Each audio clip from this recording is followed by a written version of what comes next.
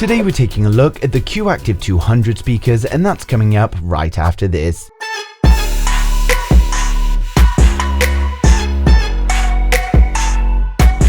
Today we're taking a look at the Q Active 200 speakers from Q Acoustic, some great sounding speakers that are going to nicely fill the room or even the garden. Before we get started though, please like the video if you're a fan of Q Acoustic, and let me know in the comments what speaker system you currently use, and if you haven't already then hit subscribe now so you don't miss a thing in the future. So the Q Acoustic Active 200 are modern looking speakers, and they're active so you don't have to worry about needing an amp, and they also connect straight to Google Home, which has been very useful in my setup. The speakers are wireless speakers. Of course you do need to plug them into the power, but it comes with a hub that's going to wirelessly transmit the audio to the speakers. Now this is great as we can enjoy all the wireless connectivity we want, but if there's things that we do want to plug into the hub, then we can. The hub connects straight to Google Home using Wi-Fi, and there's also an Ethernet port on the back if you prefer a wired connection. You can connect analog inputs as well as HDMI ARC or optical cables, and you can also Bluetooth directly to the hub. In terms of wireless stability, it's great, the quality is great, and it's surprisingly fast between the time of pressing play on your phone or Google Home and then the music actually playing. While there are many out there that aren't a fan of wireless music, it works incredibly well, and it's great that they've given the option for wired input, although that being said, the transmission to the hub to the speakers is always going to be wireless. It also comes with a remote that's an RF remote and not infrared, so it works great and you can happily control your input type or your volume with ease. Now that being said, in my use I haven't really used the remote, given that most control for me has been via my phone or Google Home with using the voice commands. You've got buttons on the speaker itself as well if you want to control them via the speaker. So on to sound quality, these speakers sound incredible. I don't currently have an amp and it's always a bit of a big purchase, so just to be able to get these speakers, plug them in and go has been great. They produce a beautiful sound with crisp highs and great mids to really play your music with clarity. Now bass production is also great, but to be honest they're more of a balanced sound rather than deep thumping bass. On the front we've got a rectangular speaker grille. Behind the grille are two 6cm BMR drivers, and they're designed for wide dispersion of audio to spread it throughout the room, and overall it works well. I usually have these pointing towards the kitchen, but if we have people in the garden I turn them around, and even as the garden speakers they fill the garden nicely. One of the BMR drivers goes up to 20 kHz, with the second driver going up to 5, so they're able to provide us with treble, mid-range and that upper bass.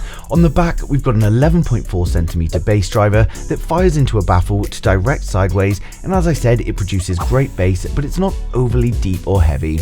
The system as a whole works incredibly well, and in terms of volume you can crank these up high and still enjoy that crisp audio without distortion.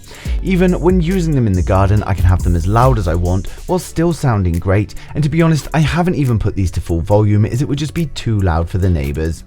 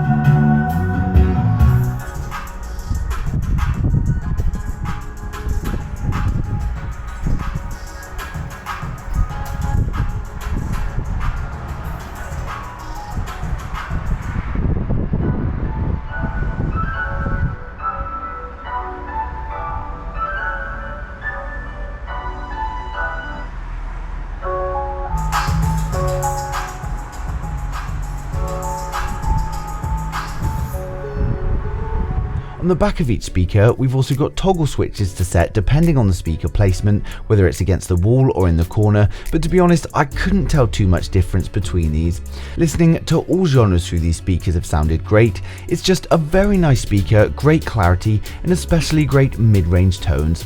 Lyrics and music are crisp and clear without distortion, and as I said, the only time these are not really going to be suitable is for those of you that want that low heavy bass, but of course it could go along with a sub.